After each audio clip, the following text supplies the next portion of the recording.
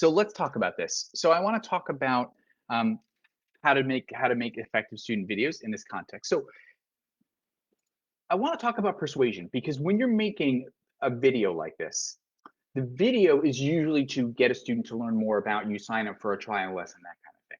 And you're trying to persuade the student to do something. You're trying to persuade them to take some action.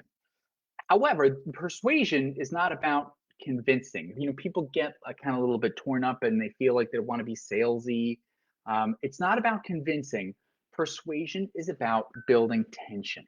And so I want to talk about what that actually means. What does that mean when we say building tension? Well, tension is about feeling the difference between where I am now and where I want to be.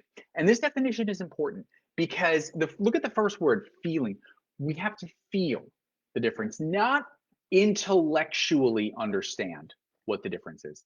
We have to feel the difference between where I am now and where I want to be.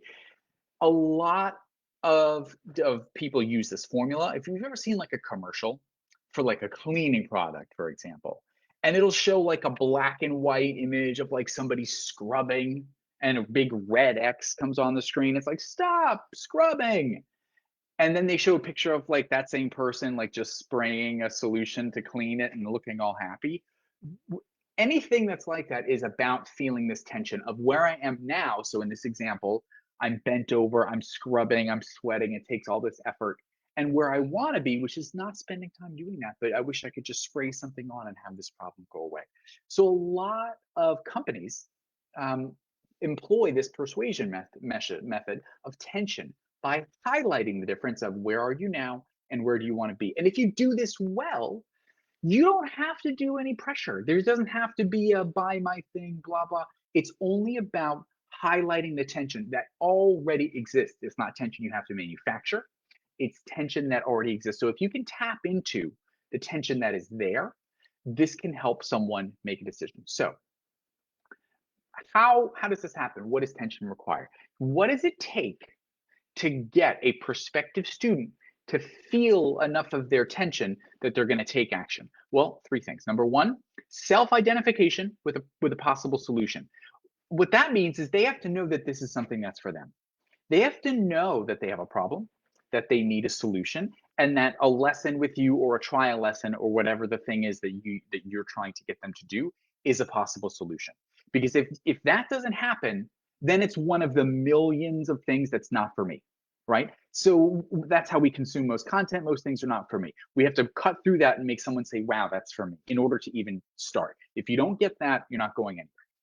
Number two, you got to feel the pain of where I am now. So I've got to feel right now that I have a problem and this problem is causing me discomfort.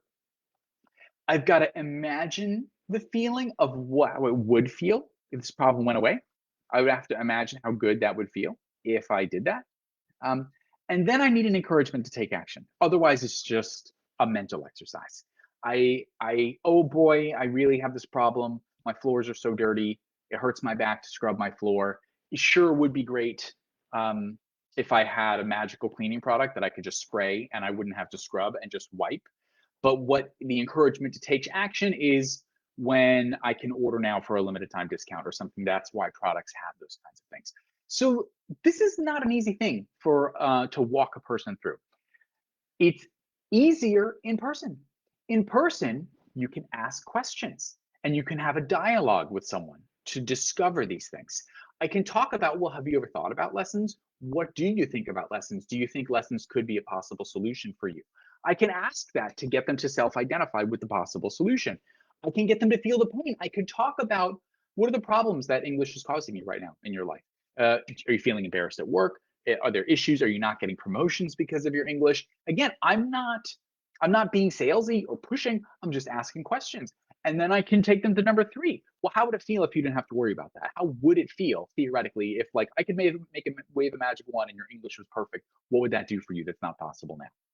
So, and then I can say, okay, well, if this is where you are and this is where you want to be, I can help you. Do you want to sign up for lessons with me?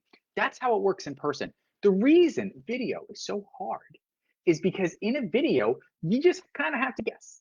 In a video, I can't listen to what you're saying and alter my responses. I have to lay out my whole script and say it ahead of time and hope that you're identifying with my solution, you're feeling the pain of where you are now, you're imagining the feeling of the solution, and and I have a good encouragement to take action. That's not easy to do on video. That's why video is so hard. But if you can make a video that's a blueprint of these four things, doing this in order, you've got a really good chance to have success, way higher than if you just sit down, and this is what most teachers do. They don't know what they're going to say, and so they just kind of make it up as they go. And sometimes that works out well, but other times it doesn't work out well. So if you can follow some kind of plan, you have a much higher chance of success.